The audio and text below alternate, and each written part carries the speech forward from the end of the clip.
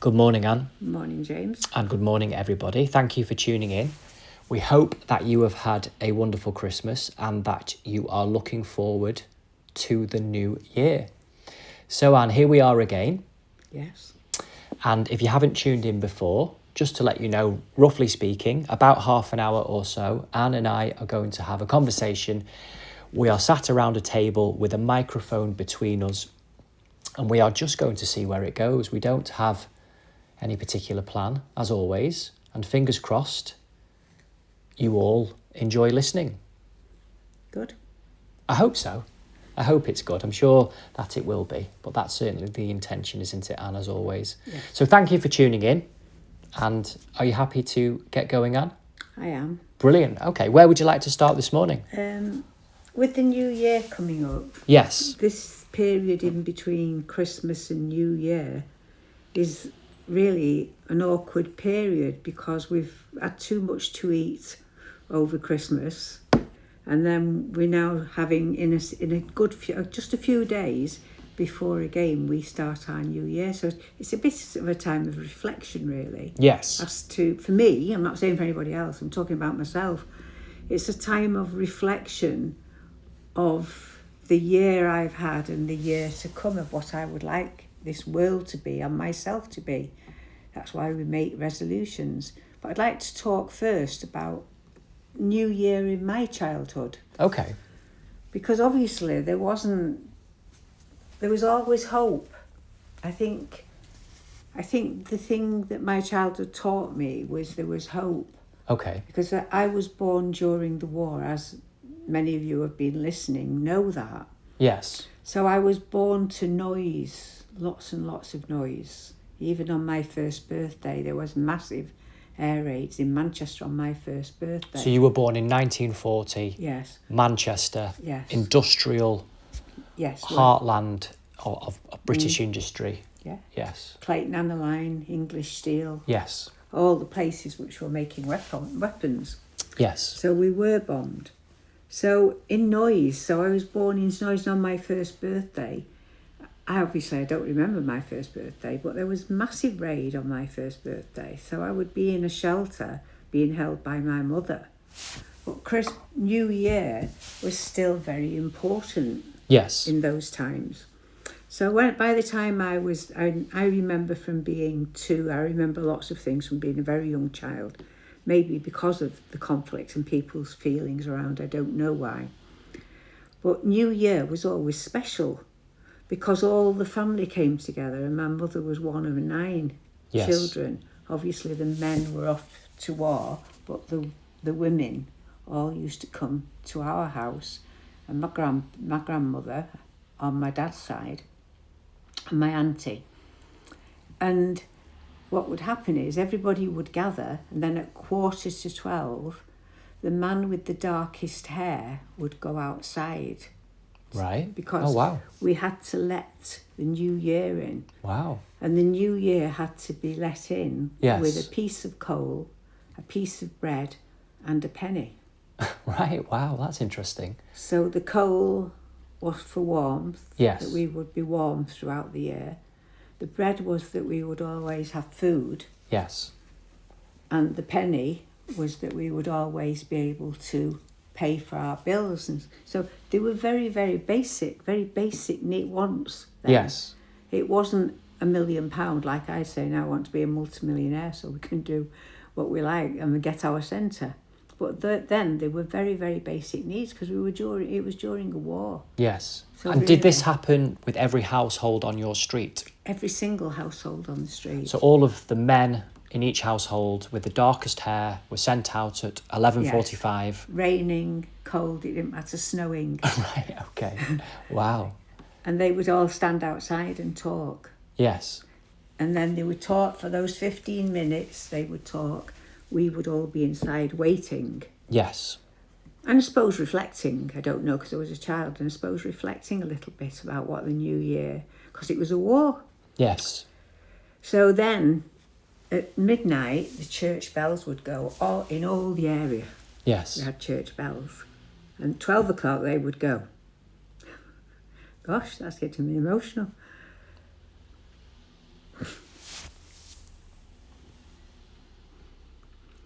So then the men would come in and they would bring and the food and everything, put it on the table. And then the back door was open to let the old year out. Yeah. Did the man have to go and stand outside the back door as well? No, nobody was allowed to go out because you take yourself out of the you take out of Okay, that. so you let the old year the go. old year had to and go. you bring in the new year. Yeah, the new year was brought in, and the new year pushed the old year out through the back door. Oh wow. So it was, and that was every single year that happened. Wow. And people obviously must have made their own resolutions, but at that time, it was very, very feeling because it was. Yes. We were all there. So how many of you, in terms of your family and friends, would be there in your house, your terraced house that you're talking about?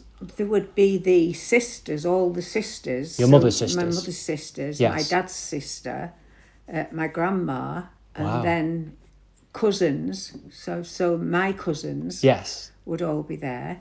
So you'd have, it would be packed, the house would be packed with people. What did you do Family. for food? Hot pot. Always exactly the same, a hot pot. A hot pot cooked on the open fire? Cooked on that's the only way we cooked. So in the oven, not on the open fire, they had an oven at the side. At the side of the fire, yes. Yeah, so it would have been in all day. Wow, tender. Yes. Delicious. So yes, and then other people, the other sisters, would bring bread and other types of food Yes. to have with it. So there was always a crust on the hot pot, so a bit thick pastry crust. Yes. So you had ways of making food go farther, because remember food was rationed. Yeah, well, yes. So everybody had to bring a bit of something. So now somebody will fill their plate with food because they don't know the value of food in this day and age. Then you would only take a little. Yes. If there was any left, then the men would be asked because the only men that were there were men who were doing war work at home. Okay. So you still had to have the wardens on the streets going around making sure that you had the blackout. Wow. Because if there was a chink in the blackout, you were fined. Being the curtains. The black curtains. black curtain. You had a blackout curtains. Wow. So if they weren't quite closed properly and there was a little bit of light, they used to come and fine you.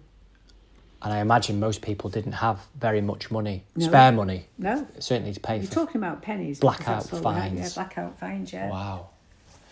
It's talking about you're talking about people don't understand that. We don't know we're born, do No, we don't know we're born because a soldier's wage was very, very low. But what I have to say, what's coming across, and as always with the stories and the feel that comes across, I'm in a sense envious of the spirit, the camaraderie, the feeling of togetherness. I do feel that we are pining for it. There is a real nostalgia that draws us. Now I know we can often romanticize about the past to do with anything in life. And we often remember the best of times and we forget the worst of them. But I do feel decency and goodness and human community and a real sense of strength has waned, has been lost. And although times were harder from what you're saying, and it was a time of want in a sense, there was a lot that people didn't have that they would like. But there's nothing to want, was there? Because there was nothing. So we didn't have want. But it feels like, in a certain way, a much more spiritually rich time in comparison to today, whereas a lot of people now may be more materially rich in a sense that they have more things and more access to goods and services, but the spiritual wealth is poor because people's hearts are empty. I'm not saying you listening this morning or you or I, Anne, but potentially anybody, including us, but generally people seem to be low on faith, low on hope, a sanctity of life.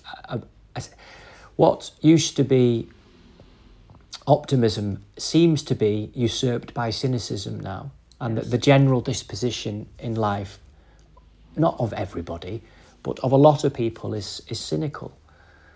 And I think there is a definite place in life for constructive criticism and for critique and for people to receive advice and to learn from mistakes. And I think there is a healthy skepticism that comes with life. And I think that that's healthy to a point. Yes. But when skepticism and critical thinking crosses over into cynical, and when we become cynical, it erodes away at the optimistic heart, and it starts to mould and cool the heart, and it becomes hardened and bitter. It starts to twist how we see the world. And I feel that is happening more and more now, is that people are becoming less and less hopeful, less optimistic.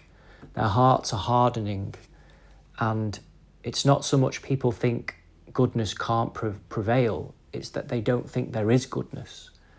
It's this almost nihilistic point of view, as in nothing matters.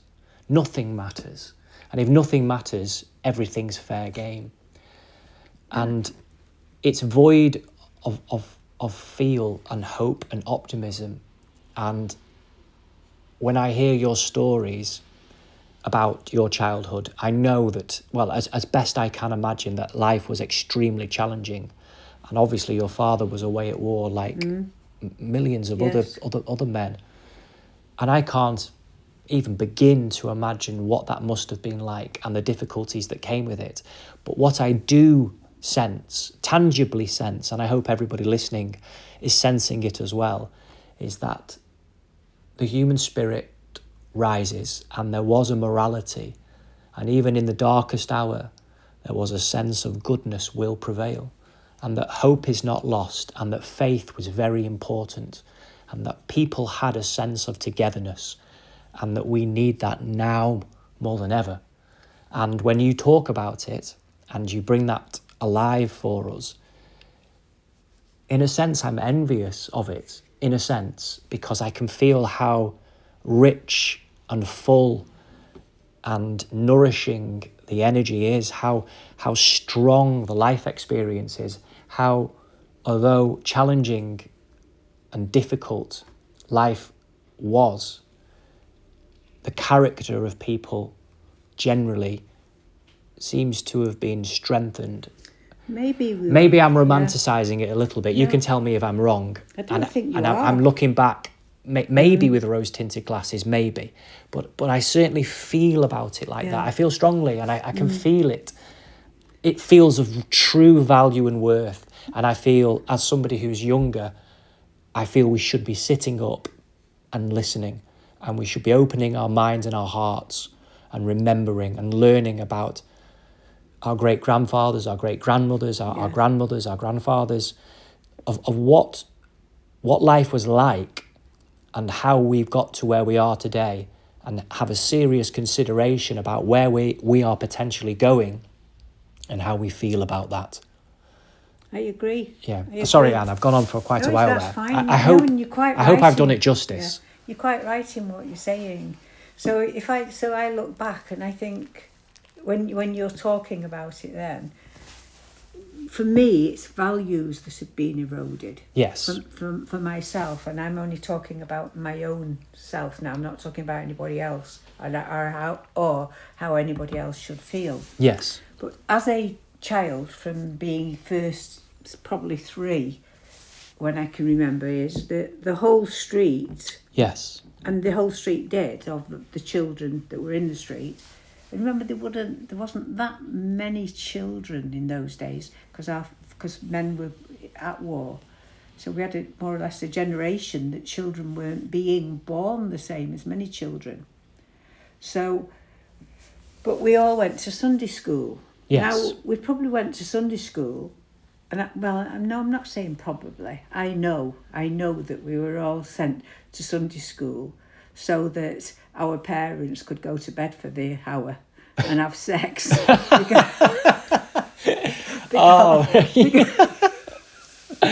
that happened in all the households, because remember, you've got 2 up and 2 down. Got my grandparents had 9 children in that house with 2 up and 2 down. The only time they could have sex was on a Sunday. So you must have noticed your mother and father smiling greatly on a Sunday.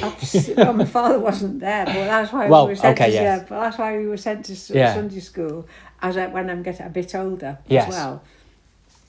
But Sunday school was fun. We went to Sunday school. We didn't go to the service. We went to Sunday school. Yes. So we were taught about the Bible, the New Testament, about the Bible, about Jesus. But we were drawing, we were singing, and then for the last probably 10 minutes we would go into the main service. Yes. And my children went to Sunday school as well, because obviously I think some things in generations have got lost. So we did have a faith. We did. Jesus was very real to me as a child, very real. So when we had the nativity, we all wanted to be Mary and hold baby Jesus. There was lots of arguments because you couldn't be Mary. I don't think I was ever Mary in church in the nativity play. And I've never been able to sing, and I can't sing now because we've got the worst choir in the world. But okay. But yes. So we had faith. There was always that faith behind us. In school, I went to a ragged school. So in school itself, you still had assembly. So you still sang, you still came together. So I think we've lost values because you were taught values. You had to say you please, you had to say you thank you. You were taught to consider somebody else. There's still always been bullying around. There always will be. But bullying to one person isn't bullying to another person. I wore glasses as a child. Yes. I didn't go running home when somebody said Specky Four Eyes to me and say to my mother, they're calling me Specky Four Eyes. Because it would have been no use going to my mother. So she said, well, what about it? It only means you've got glasses on, so you've got 4 eyes. What's wrong with you? Yes. She wouldn't be going in and making a big fuss like today. Yes. She taught me to have another skin, a thicker skin. Yes. And I think this is what I'm trying to say is values have gone. And I think in some ways we've lost the generations coming on have lost that thicker skin. Yes. They're now being asked... Strength of character. Strength of character, yeah. Sense of humour. Yeah. They're now being, given excuses to behave differently. It's not up to me to say what's right and wrong in behaviour, but I think we've lost values in that there should be consequences in life for all our actions. And for next year, this is the reason I'm saying it, is I would like people to start looking at what's going on around this world, not just in this country, and that we all just stop, think before we act. Yes. And look at our children and, what else can we give them but love? Values and love. It could be said, I think you're making really important points, Anne, and it would surprise me if people listening don't agree with you, at least in part. Certainly we can all agree. I certainly agree about values.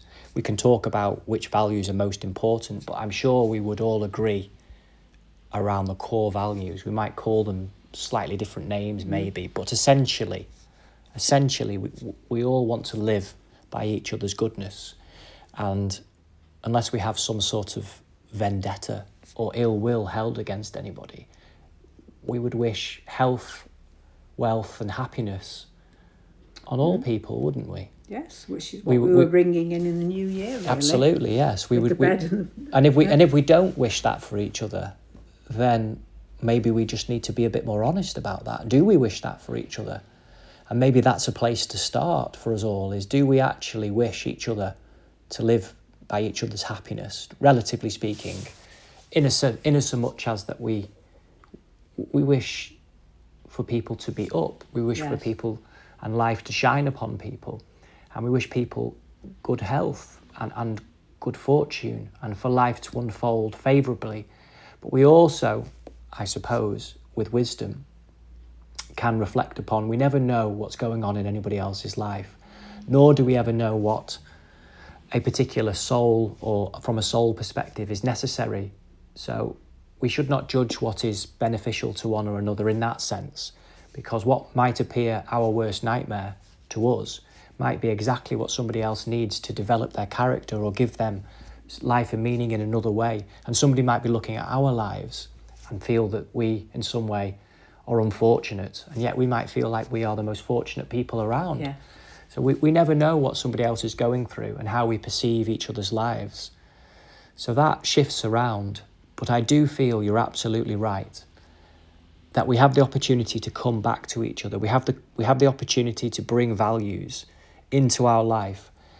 And why wouldn't we shape our life around values? Values that are most important to us, values that express who we are, values that, if we are to talk about children and love, if we are to action love in this world for children, how and what are we going to do? How is that going to transpire, and what does it look like in the actual world?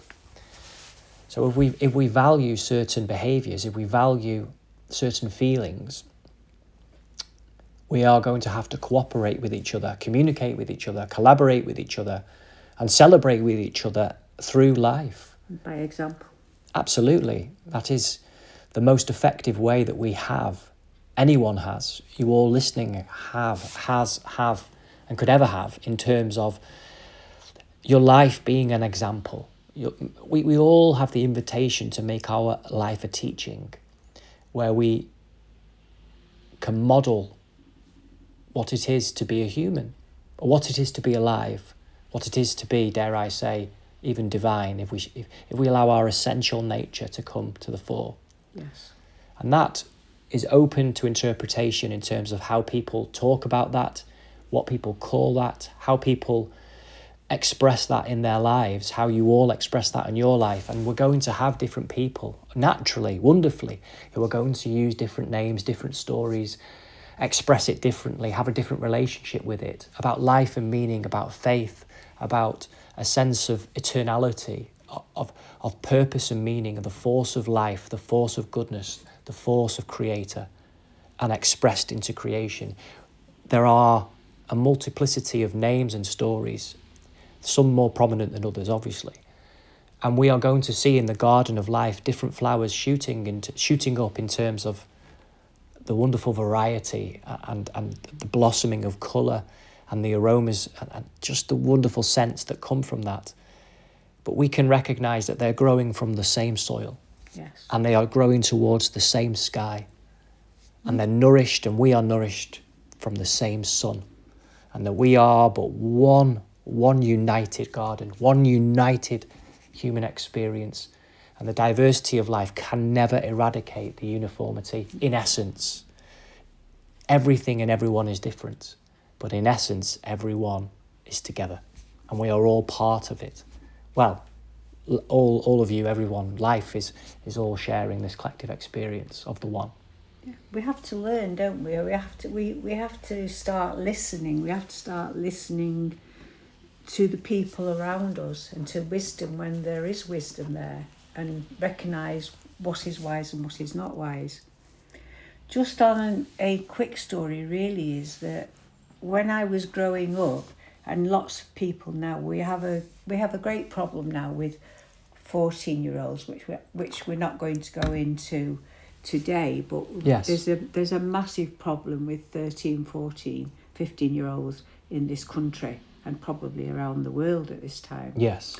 But when I was 14, I remember saying to my mother, because obviously I must have been doing something, and I said to my mother, you love Jack more than you love me. That was my brother. You love him more than you love me. Yes.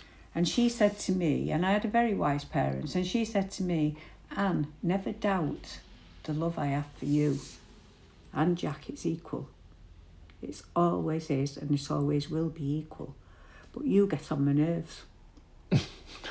That's what she said to me. And she said, I know. Honest. She was very honest. Yes. And she said, I know every trick in the book you're trying to pull. Yes. She said, he puts his arms round me and says, I'm sorry, Mum. She said, I melt, but don't you? because I know the tricks you're playing. And Wow. you've got your dad wrapped around your little finger. Yes. And that annoys me, because he's my husband. Yes.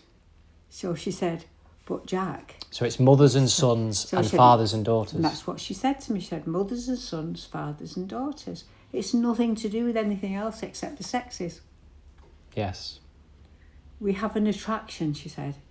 So can we get back to just common sense? That to me now, when I listen, just when I was in a huff and walked off with that, but I've always remembered it. So sometimes do we just need common sense? Stop, think, and have a bit of common sense. Coming in the coming year. It would be nice, wouldn't it? It would be nice. I hope that we can all find reassurance that the wisdom that we seek is within us, and that everybody listening, that the common sense that you're alluding to is actually accessible right now for us all. Yes. It potentially, I know there are some people, it may not be that apparent. All of us can be an absolute fool at any given moment, absolutely. But hope is not lost, and faith is not broken, and there are a lot of good people in this world, and there are a lot of good people listening to this right now, and we can look to each other and we can feel each other, and we can draw strength from that in a world that appears dark and broken, lost, where dignity and morality and goodness doesn't seem to be apparent. Well, it is apparent in us, at least in intention. Yes. Nobody here, including myself, and I'm speaking for you, Anne, is making any claim to any kind of perfection at all. But we are all genuinely turning towards and inviting everybody to turn towards the goodness in life and saying, together we are stronger. Yes. And we can help each other, and we can support each other, and we can make life more enjoyable, and we can bring love in action into our world. And it will not solve every problem, in fact, but in another sense, it can lighten everybody's load, it can lift everybody's spirit, it can illuminate everybody's life, and it's within everybody. No matter what people believe or what they call it or where they go or how much they stamp their feet and deny it and turn away from it, the truth is within all. And that call home, that love, that light is waiting for everybody and has now absolutely come to the fore. And yes, I am here as the best example I can be, as I'm sure you are. And the invitation is there for everybody to be the best example that you can be, in as much as we open our hearts, we open our minds, and we turn towards the goodness in each other, and we encourage the best of our nature, and we are hopeful for our future, and we are strong in how we protect that, but also how we're going to go forth and create that in our shared world. So I hope we can all be optimistic for the year ahead, and we will find strength in each other, and this movement, true movement of love and peace of all people throughout all time, is rising. I'd like to make a request as we finish, is that everybody who's listening does say a prayer on New Year's Eve. Yes. For peace. Yes. And for every single child to be safe. Yes, well said. And I hope you all have a happy new year. Yes. And a peaceful one. Yes. Happy New Year, everybody. Okay. Well, certainly a reflective podcast this morning, Anne. Very, very interesting. Yes. Very moving. I certainly feel very moved. I feel very privileged, to be honest with you, to have listened to you. So thank you, Anne. Okay. And I'm sure I'm speaking for everybody listening as well. Thank you. And thank you to you all for tuning in. Have a lovely new year. Well, no, don't have a lovely new year. Have a meaningful new year. Good. And we look forward to being with you, to speaking with you, and for us all to come together next week, next Sunday. Goodbye, everybody. Bye. Bye-bye. Bye. Bye.